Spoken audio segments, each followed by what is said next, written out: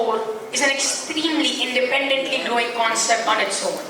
Its definition is evolving every single year, and the morphing of its definition leads to the evolution of the world as we see it.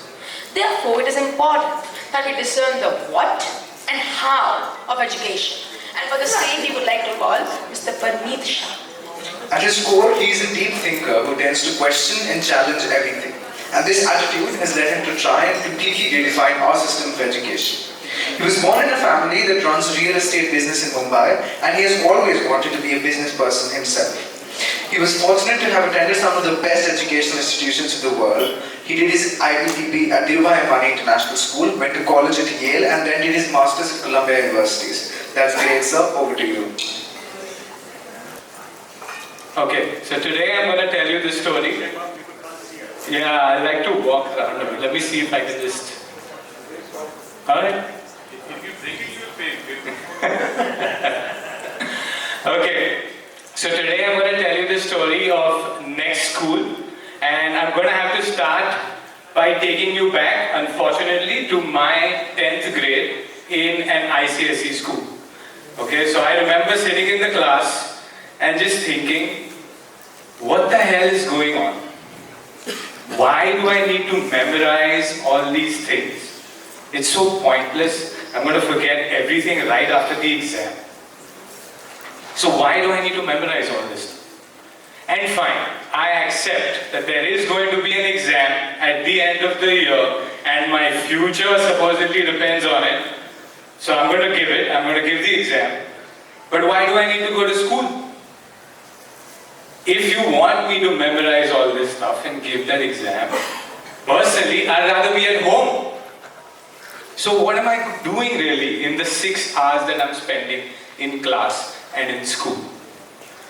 And all this stuff that I'm memorizing, it's going to help me in my life, right? So a lot of questions. I tend to question things a lot. That's just how I am. I can't help it. And then, fast forward 6 years. I finally get the opportunity to actually develop a school from scratch. You know, it was much easier to just complain about things.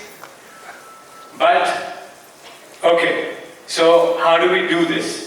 And it's much harder to actually do something about it, which is why it actually took me 6 years, and it was a very long journey to finally find what I believe, is the future of education, which is a program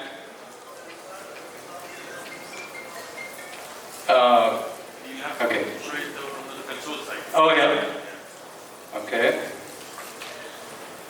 There you go. Okay.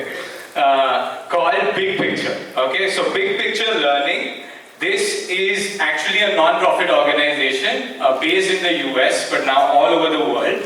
It is majorly funded by the Bill and Melinda Gates Foundation, and it is a whole philosophy in itself. And today I'm going to try the impossible task of communicating that to you in 5 minutes. So the way I want to do it is talk about 2 questions. What should children learn? And how should children learn? Okay, we're talking a lot about transformation today. So what kind of transformation is needed? Right? So here's Big Picture's answer to these questions. So what should kids be learning?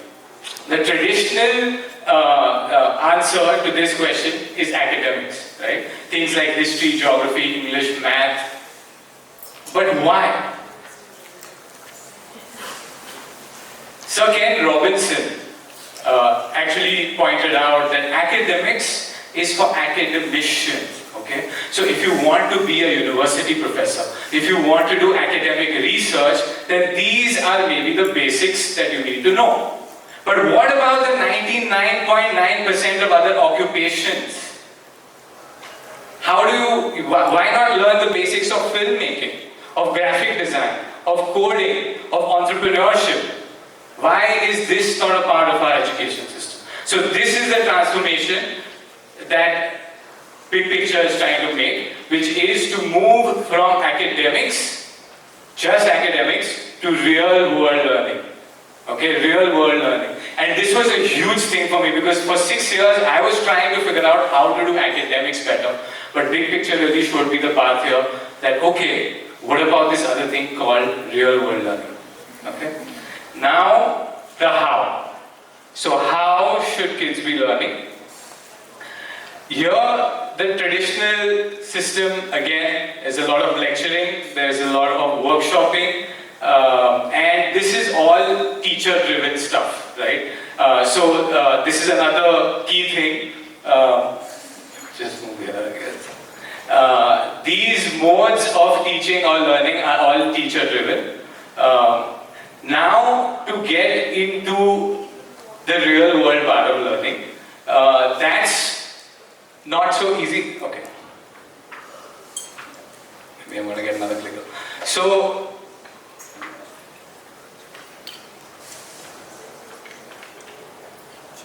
okay. So, in order to do real world learning, it cannot possibly happen, at least that's what big picture's opinion is, in a teacher-driven environment. We have to start moving to a student-driven environment. Okay, so now we're going to talk a little bit about the first student-driven form of learning. Hopefully. I'm just going to okay. So the first student-driven form of learning that I want to talk about is self-paced learning. How many of you have gone on YouTube to learn something? Show of hands. Great, you know, today YouTube is one of the most amazing learning platforms. It's just miraculous how much you can learn. You can learn coding, graphic design, software engineering, entrepreneurship. There's so much to learn on YouTube. And you do that in a self-paced manner, right? You watch whatever you are engaged with, whatever you like, and you can learn a lot. So why are we not bringing this kind of learning to our schools? And the kind of learning that big picture focuses on is project-based learning. Now this is a whole new dimension. Now, if you ask anyone in the real world what kind of learning helped them become successful, they will tell you this thing called on-the-job learning, right? Learning by doing.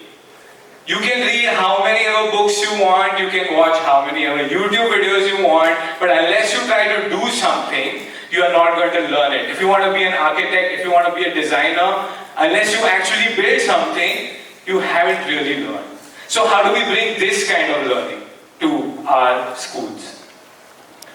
So this is what big picture really focuses on. Now I'll quickly take you through, how it really works. Time at school is divided into these two modes. There's the academic mode and then there's the big picture mode. We get about an hour and a half every day in the big picture mode.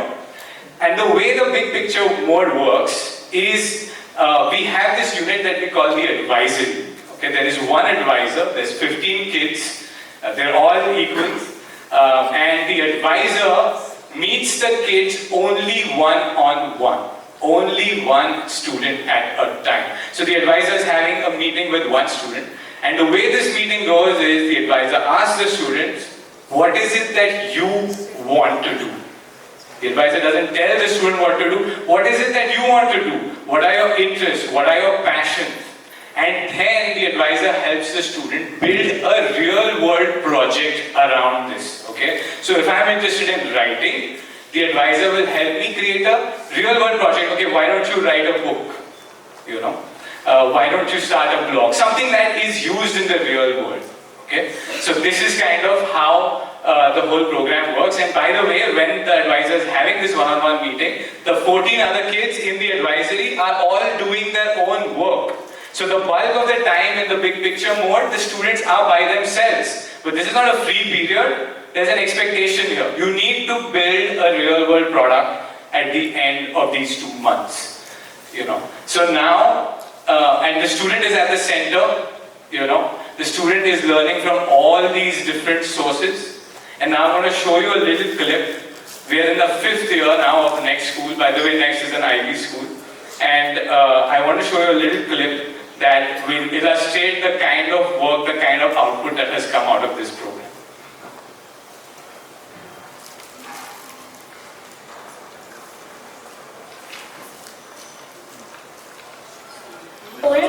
I'm making my own phone.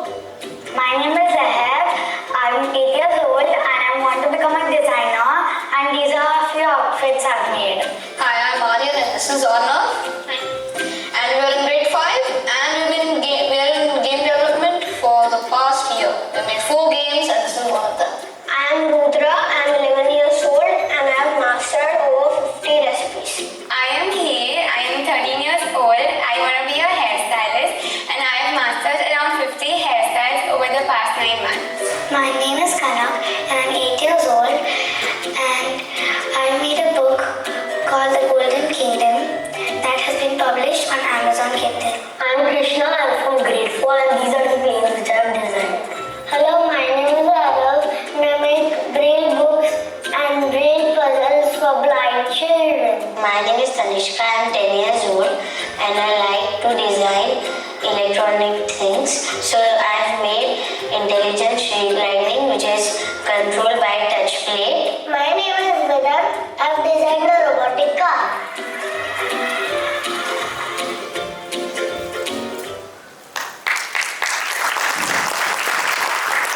So now just imagine the kind of learning that's happening when these kids are just going around, pursuing their passions, pursuing their interests, and building real stuff. Just imagine the kind of learning that's happening. Now while I'm here, I'll just show you a few photos of the school. New age software needs new age hardware. So, we've tried to make this school not really look like a school. And there's all kinds of different spaces where kids can break out, do their work.